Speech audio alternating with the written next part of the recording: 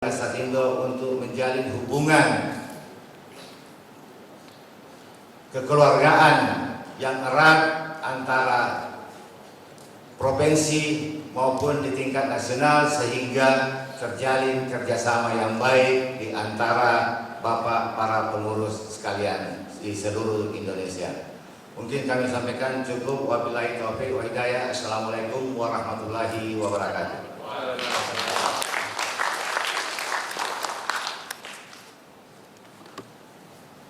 Terima kasih Bapak Rusdi Patra ya, selaku Ketua Dewan Pendiri Astarindo. Selanjutnya yaitu sambutan Lembaga Pengembangan Jasa Konstruksi Nasional oleh Bapak Dharma Tianto. Kami silakan. Assalamualaikum warahmatullahi wabarakatuh. Yang terhormat Detik Bans, Kepala Lembaga Pembinaan Lembaga, kemudian Bapak Ketua Astarindo, Pak Muhammad Sutarto, Pak Sunarto, kemudian pendiri Pak Rusdi Patra. Mohon maaf, ini sesuai agenda itu kami cek, katanya ketiganya tidak perlu menyambut, jadi saya tidak menyiapkan sambutan. Mohon maaf ini. Jadi tapi karena sudah di sini ya kami akan memberi motivasi saja Pak. Jadi sesuai kerjasama antara Kementerian PU dengan CIDB dan LPJKN, itu kita lagi mau mendorong masalah keterampilan, bagaimana kita bisa bersaing di era global ini. Jadi karena kebetulan CIDB Malaysia itu sudah lebih dahulu punya jaringan di Amerika Selatan, di Afrika maupun di Kanada, dan mereka jelas-jelas tenaga terampil ini Malaysia tidak mencukupi, sehingga mereka dalam waktu dekat ini itu sudah memerlukan 10.000 yang segera disertifikasi menurut standar Malaysia. Standar Malaysia itu ada satu tahapan yang lebih dari kita. Kalau kita itu hanya sampai kepada bisa. Jadi per jam itu berapa square meter. Nah itu yang perlu kita, yang akan diberikan oleh di fasilitasi sementara oleh BPOS untuk biayanya. Tapi kemudian kalau kita sudah bicara market, itu sebenarnya sangat besar. Tadi kita bicara Ketua BPOS, sasaran kita dalam 5 tahun itu kalau bisa 500.000. Ini suatu tantangan yang besar. Jadi kemarin mohon maaf, potensi yang bisa kita gerakkan itu sementara ini kalau dicatat, kalau kita bicara TKD Pak, itu per tahun juga 100 triliun Pak. Nah, kalau kita bisa mengirim 1 juta saja Pak tenaga terampil, itu juga nilainya 100 triliun. Jadi ibu-ibu ini kita ajak pulang, membina keluarganya, mengurusi anak-anaknya, itu kita bisa merubah mentalitas dan semangat kita secara nasional. Jadi sebenarnya dari Astarindo itu mungkin bersama dengan LPJKN, dengan BPOS, mari kita dorong supaya tenaga terampil kita keluar. Tentu saja dengan semangat, harusnya KW1 yang berangkat dulu supaya kita punya nama secara internasional. Baru KW2 KW2 kita aktif dan baru kita kirim. Tapi mohon mungkin itu yang bisa diberikan oleh Astarindo dalam waktu dekat. Jadi sasaran kita bisa potensi 100 triliun, 1.000 triliun yang ditarakan oleh calon presiden, itu kita bisa penuhi dalam konteks komunitas kita. Kita bisa menunjang 100 triliun dari tenaga terampil. Saya kira semangatnya seperti itu Pak. Mohon maaf, jadi sementara sambutan ini seperti itu, dan saya kira terima kasih atas semangat Bapak-Bapak sekalian untuk memberi fasilitas di 32 provinsi. Sudah ada 30 provinsi ya.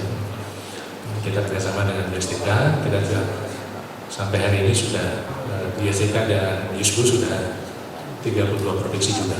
Hanya tinggal Sulawesi Barat dan Maluku Utara.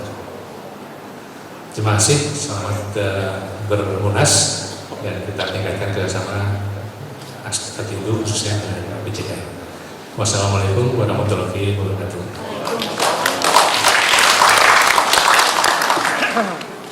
Terima kasih kepada Bapak Darmantianto atas sambutannya. Kali ini sambutan berikutnya yaitu sambutan dari Badan Pembina Konstruksi, yaitu Bapak Hedi Tuwe Husaini selaku Kepala Badan Pembina Konstruksi Kementerian BUMN sekaligus pembuka Munas 2 Astatindo pada kesempatan siang. Kami silakan.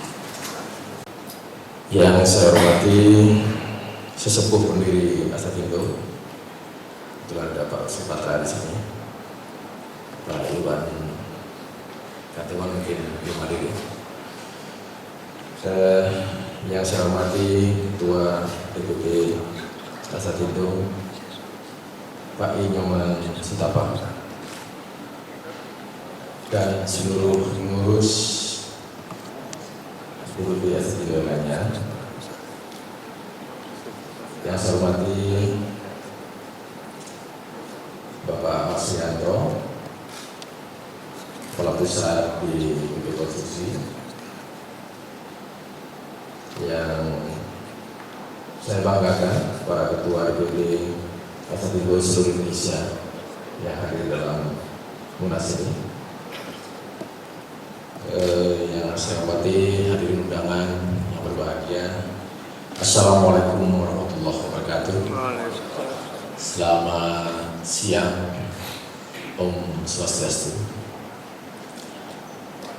Mengawali sambutan ini, saya ingin mengajak ibu bapak sekalian untuk senantiasa memanjatkan puji dan syukur kepada Allah Subhanahu wa Ta'ala, Tuhan yang Maha Kuasa, karena berkat rahmat dan karunia-Nya kita semua diberi kesempatan untuk hadir di ruang ini dalam acara Munas kedua Gabungan Asosiasi Tenaga Teknik Ahli dan Terampil Indonesia Astatindo yang kedua pada hari ini. Astatindo didirikan kalau tidak salah pada tahun 2005 ya Pak. Jadi sudah hampir berusia 10 tahun. Ibarat organisasi sudah cukup matang.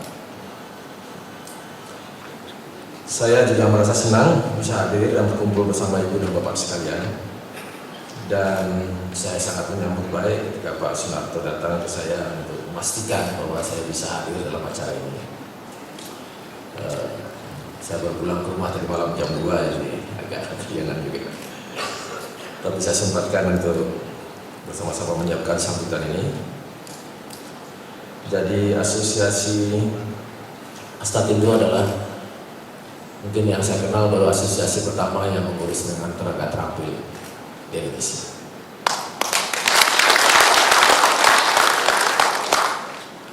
Kita kadang-kadang sedih loh lihat para tenaga terampil kita tidak ada yang menjadi organisasi menaungi mereka. Mereka bekerja sebagai pekerja-pekerja yang sangat tangguh, saya katakan. Kalau kita lihat di jalan-jalan raya dengan pakaian yang seadanya, dengan perlindungannya secukupnya saja. Mereka kerja di mana-mana, di gedung, semua gedung dipanjat, diirigasi, semua yang risikonya tinggi dia kerjakan. Tapi tidak pernah mengeluh. Beda sama buruh-buruh industri yang kita dengar. Hampir tiap tahun dia demo di jalan-jalan. Tapi orang-orang konstruksi yang begitu lebih berat kerjanya daripada orang-orang dalam pabrik tidak pernah mengeluh. Tetapi kalau kita lihat kontribusinya buat pembangunan Indonesia, luar biasa. PDB kita ini 10,4% itu berasal dari sektor konstruksi. Padahal tenaga kerjanya hanya 6 juta orang. Dibandingkan dengan sektor pertanian yang 46 juta orang, dia hanya menyumbang 23%. Jadi orang-orang konstruksi ini 3 kali lebih produktif daripada sektor pertanian. Kita hanya kalah dengan sektor pertambangan saja. Tetapi kita selalu lebih tinggi daripada sektor-sektor yang lain untuk memberikan sumbangan kepada produk domestik nasional kita. Harusnya kita bangga bahwa di tangan ibu dan bapak sekalian inilah Indonesia lebih cepat majunya daripada sektor-sektor yang lain. Kalau kita lihat di PDB, pertumbuhan sektor konstruksi ini 8 sampai 9% setahun. Lebih tinggi daripada pertumbuhan ekonomi nasional yang hanya 5 sampai 6% setahun. Jadi kita adalah penarik tumbuhnya ekonomi, bukan membebani tumbuhnya ekonomi. Walaupun kita lihat bahwa infrastruktur ini sampai sekarang menjadi beban karena belum cepatnya terbangun. Tetapi orang konstruksinya sudah produktif untuk membangun. Hanya memang uang yang tidak disediakan untuk infrastruktur sehingga infrastrukturnya tidak terbangun. Jadi kalau dilihat kesiapan orang-orang konstruksi tidak pernah saya ragukan. Kalau saya ditanya orang apa udah siap, kita sih nggak pernah nggak siap. Sekarang ada yang nggak mau dikerjakan oleh kita. Saya nggak pernah ada tender konstruksi yang peserta lelangnya tidak ada. Pasti berlimpah yang ikut tender itu. Menandakan kita lebih banyak, lebih siap daripada pekerjaan itu sendiri. Tapi itu di dalam kita tentu harus introspeksi di mana sih kekurangan kita untuk membangun bangsa. Kita tidak perlu banyak. Kalau kita lihat organisasi lain terlalu banyak berdebat di internalnya, lupa bahwa dia harus mengurus anggotanya. Asatindo juga jangan sampai lupa bahwa yang kita urus ini orang-orang konstruksi, bukan politik. Kadang-kadang kalau asik kita bertengkar, kita lupa ini sudah diintervensi urusan-urusan di luar kerjaan kita, sehingga kita tidak lupa mengurus orang-orang kita sendiri. Mudah-mudahan kita semua selalu fokus. Saya yakin Asatindo akan fokus mengurus anggotanya, mengurus profesinya. Alhamdulillah Asatindo ini termasuk asosiasi yang oleh LPJK diakui sebagai asosiasi yang punya VVA. Padahal pasti sudah masuk VVA. Artinya asosiasi yang boleh memberikan verifikasi awal bagi semua anggota. Tidak semua asosiasi boleh. Tepuk tangan dulu buat Asatindo.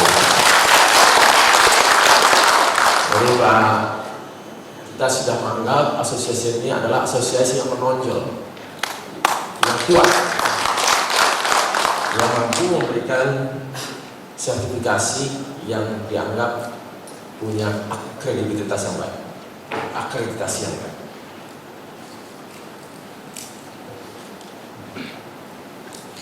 Bapak, Ibu, dan para hadirin yang berbahagia, Indonesia ini kalau lihat calon presiden yang berkampanye, semuanya pasti ingin membangun infrastruktur pada masa pemerintahan.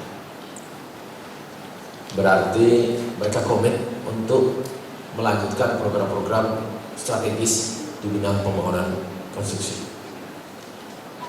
MP3I, mungkin Bapak-Bapak sudah pernah dengar, MP3I adalah master plan kita untuk membangun infrastruktur di seluruh Indonesia sampai 25 tahun ke depan. Itu sebagian besar, hampir 2.000 triliun yang prioritas ya, 2.000 triliun untuk infrastruktur, dari 4.500 triliun untuk sektor yang lain. Jadi mayoritas ada pekerjaan infrastruktur. Ini harus kita mampu mengerjakannya sendiri di tangan bangsa ini. Jangan sampai pekerjaan-pekerjaan itu dikerjakan oleh orang-orang lain, terutama negara-negara ASEAN yang sekarang akan mulai berlaku pada akhir tahun 2015. Kalau kita dengar pesaing-pesaing kita di bidang tenaga terampil, itu sebagian besar dari negara-negara Vietnam, mungkin sebagian dari negara-negara Myanmar, mungkin juga sebagian dari negara-negara Filipina. Orang-orang Vietnam sekarang lagi belajar bahasa Indonesia supaya nanti dia bisa kerja di Indonesia. Itu persiapan yang mereka lakukan karena dia tahu pasar yang terbesar itu ada di Indonesia. Pasar konstruksi di Indonesia itu lebih kurang 6.000 triliun. ASEAN itu hanya 1.800 triliun. Jadi sepertiganya itu adalah pasar di Indonesia. Jadi kita harus siap bahwa ada orang yang sedang mempersiapkan diri untuk bisa bekerja di Indonesia. Sekarang kita pikir apakah kita bisa menguasai pasar ASEAN, bukan yang 600 yang milik kita, tapi yang 1.800 miliar share. Jadi kalau kita punya pasar tunggal ASEAN, berarti kita siap untuk bisa menjelajah ke 1.800 triliun. Tetapi kita juga siap untuk disaingi di 600 triliun kita. Itu konsekuensi. Nah, kalau kita menghadapi yang 1.800 triliun, rasanya Indonesia tidak kalah. Kalau saya lihat di Malaysia, ini saya dengan Pak Menteri kira-kira 2-3 bulan yang lalu ke Malaysia, saya ngajak Pak Darman. Itu hampir 2,2 juta tenaga konstruksi kita di sana. 700.000 yang terdaftar resmi. Berarti jumlahnya besar. 2,2 juta itu kita seluruh Indonesia aja 6,9. Jadi 2,2 juta itu bagian yang cukup besar dari 6,9. 700.000 itu orang-orang yang sudah terdaftar. Mereka hanya dibayar 30 ringgit per hari. Untuk bisa mendapatkan gaji yang layak menjadi 80 ringgit per hari, kita harus berikan sertifikat kerja yang diakui mereka. Caranya ya saya mengadakan kerjasama dengan CIDB untuk sama-sama melatih memberi sertifikat. CIDB itu LPJK-nya Malaysia, untuk bisa-bisa melatih dan memberi sertifikat kepada mereka. Dan alhamdulillah kita sama ini sudah mulai, dan kita sudah lebih kurang 120 orang yang kita sertifikat dilatih di Malaysia. Kemudian kita berikan sertifikat bersama-sama LPJK dan CIDB. Saya rasa nanti latihannya tidak hanya di Malaysia. Saya lihat tempat pelatihan di Malaysia itu, rasanya Indonesia bisa bikin yang seperti itu. Kita nanti latih di sini, Astatindo nanti saya minta untuk berperan karena asosiasi